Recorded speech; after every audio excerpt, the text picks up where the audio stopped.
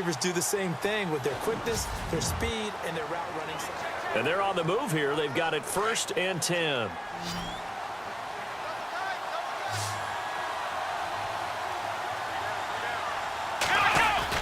They go play action here on 1st down. Taylor hit. He lost the football. And it's picked up by the Steelers. And they're going to set up shop at the 27-yard line. So the defense there, opportunistic. It's nice to give them credit, isn't it? Because so many times it's more a matter of what the offensive guy didn't do. Didn't secure the ball, didn't cover up. In this case, just give credit to where it belongs. Knocked it free, made a big play. And the reinforcements come in as they're going to stop him behind the line. The loss of a full 3 yards, and now it's 2nd down. Well, that play was doomed right from the start. He just about ran into every defender on that one, didn't he? It felt like everyone got a piece of that tackle. On 2nd down, Roethlisberger dancing to his left. And on the left sideline, he caught it, but out of bounds, according to the head linesman. Incomplete, so the ball a little late getting there, and it's 3rd down. And now maybe they want some extra time to talk about this 3rd and long play as we'll get a timeout. They'll have 2 remaining as we step aside here in this 2nd quarter.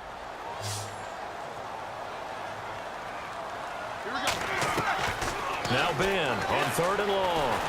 Eluding the pressure right. On the run, he'll let it go deep. Right sideline. And incomplete. The contact made the ball roam free and brings up 4th down. This defense is not going to make it easy for you. They're a physical group, and we just saw it there on that play. He came in, made the contact, just as he's trying to haul it in. Roethlisberger will stay out there, and they're going to go for it on 4th. Now on 4th down, we've got a whistle here and a timeout. That's their 2nd, so they'll have 1 remaining here in this 2nd quarter. We'll be right back.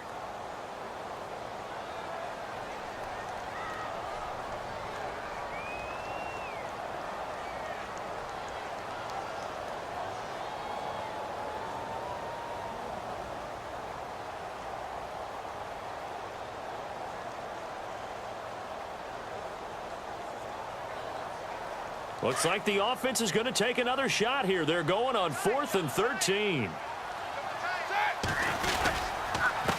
A handoff as they run the counter play. Oh, twisting away.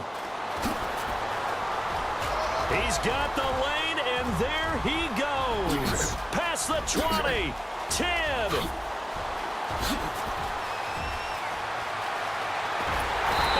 Just falls short down at the 1-yard line. The decision to go for it pays off, and now they're set up 1st and goal. Well, he almost got more than he bargained for there. On 4th and short, you just got to make sure you keep the chains moving. But he was able to break free, and he darn near takes it all the way in as they finally get him down inside the 5-yard line. Slipped 1 tackle, but no more as he's knocked to the deck behind the line of scrimmage. They'll wind up losing 3 yards here, and it'll be 2nd and goal. Did your high school have that saying, push them back cheer? I was a kicker. Well, it certainly worked. Doesn't matter what. And he's in. Touchdown, Pittsburgh. A great play there. Taking it in from 4 yards out, and the Steelers are able to strike for 6. And he was excellent on that drive. He deserved to be the one to get across the chalk. Oh, I agree with you totally. A workhorse on the drive, and how about that last decisive run to punch it in? They're going to try and run. And he will get in to make it 8-0. Only had a couple of yards to gain there on the 2-point conversion, and they were able to do it. And how many teams shy away from running the football in the 2-point conversion? They treat 2 yards as if it were 20. If you're a good team running the ball, go to your strength. Go ahead and push it into the end zone. Yeah, they did. It worked. On the return, it's Brandon Tate. And pretty good field position here. He's out of bounds right at the 35. And the Bills getting set to go. And this is a unit that, to be frank, doesn't look like they've woken up yet. I mean, a punt and a turnover on their first two drives. And I think the game's starting to take shape a little bit now. And I'm going to take it into the basketball world. When you're having trouble scoring or moving the ball in basketball, what do? Get it to their best player, right? Find a matchup, create it, exploit it, and try and move the football. Partner, you mind if I take off this headset and put on a coaching headset?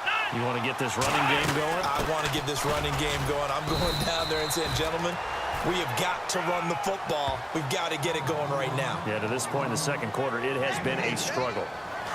And on third down, a nickel formation here defensively. Partner, we know today's NFL is really built around the guy throwing the football. But these short runs, they still pay dividends because they can take their toll on a defense, and they can add up as the game goes along. You control the clock, you control the ball, and that way you often control the game. It's a gain of 20 and picking up the first.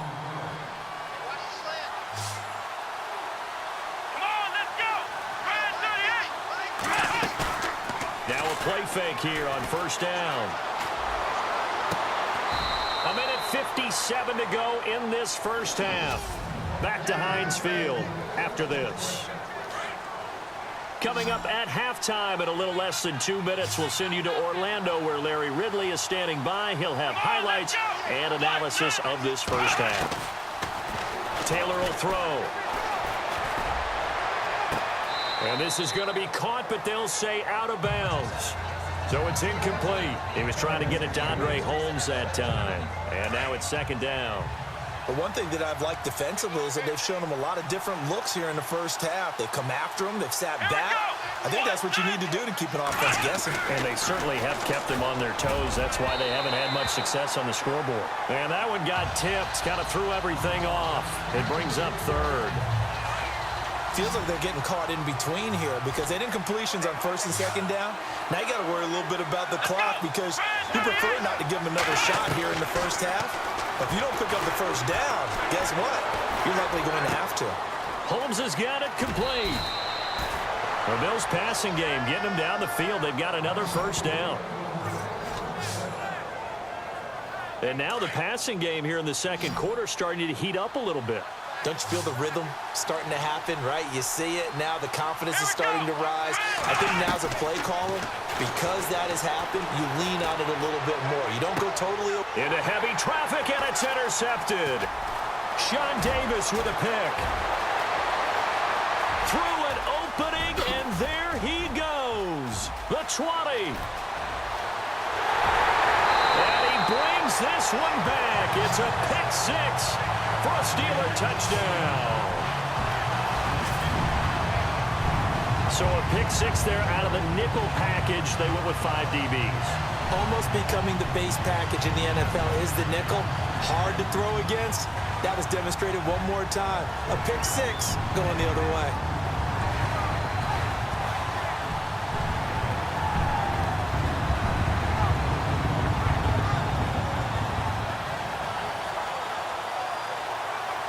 And they will line up now for the two-point try.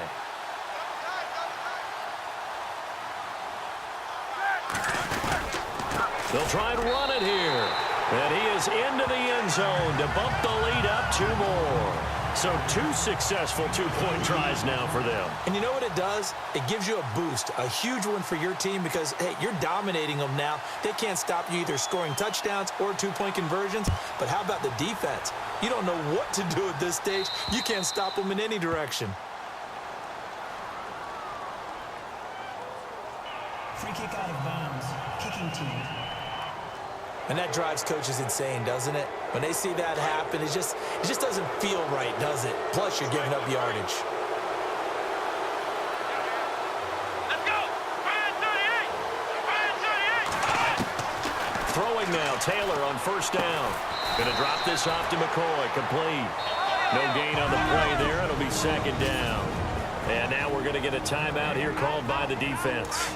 And with halftime on the horizon, they'll be out of timeouts from here forward. Here we go! On second down, here's Taylor. And he is out of bounds on the other side of midfield. 12 yards that time and a Bills first down. If you're running out route, it's likely you're going to end up near the sideline. And what did we just see there? Toe tap. You got it. The benefits of practice. Toe tapping, foot dragging, picking it up, and making sure it was a catch. To throw is Taylor. And he's got room. The ball comes out, and it's picked up by the Steelers.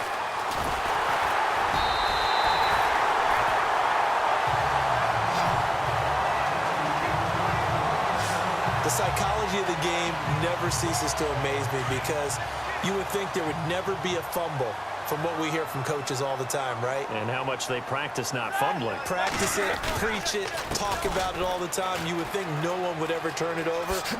Yet they are humans out there running around, and we just saw another one. Opportunistic by the defense. And some space here. Got some room at the 30. A big seam, and he might go all the way. And oh, so close as he takes it all the way to the 2-yard line. A big play there just before halftime. 82 yards. So all of a sudden with that run, maybe now a chance for points here. It's a total mind shift, isn't it? Because what you were saying before was, hey, let's just get out of here, get the half over with. Instead, we can get some points now. That's going to go as a loss of 7, and it'll set them back for second down. Well, so much for all the time that you spend in practice, because for offensive linemen and running backs to get in sync, that requires a ton of practice time, a ton of watching tape together, a ton of really getting to where you're thinking with one mind on every single play that's called, every single run.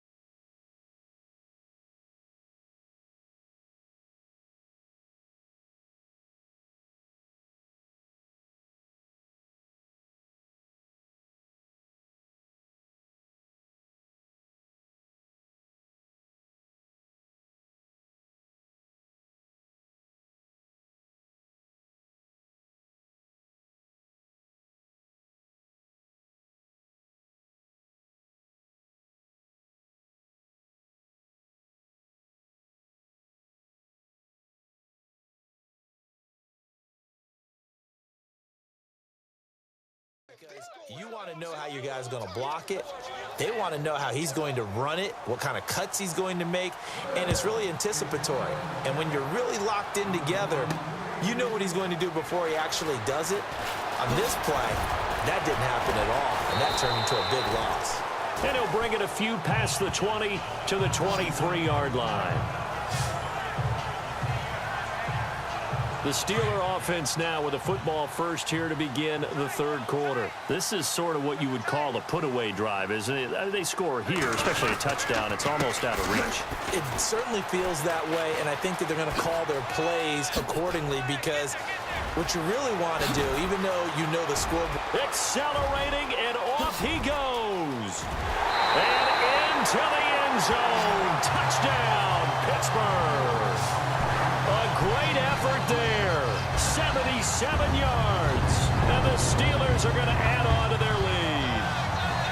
And with his speed, if he just finds the slightest crease, he can take it the distance like he did there. How about the leverage up front? Offensive line out-leveraging the defensive front to create that space, that crease that he was looking for. And once he hits open field, he's going to be very difficult to catch and corral. And they'll get set here looking for the two-point conversion.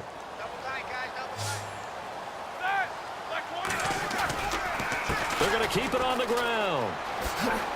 And he is into the end zone again. So get him some oxygen. He scores on the long run and then punches in the two-point conversion for good measure. And they're able to ground it in there on the two-point try. And you and I were talking before the game that two-point conversions from the 15-16 season, what has changed, what hasn't changed, partner?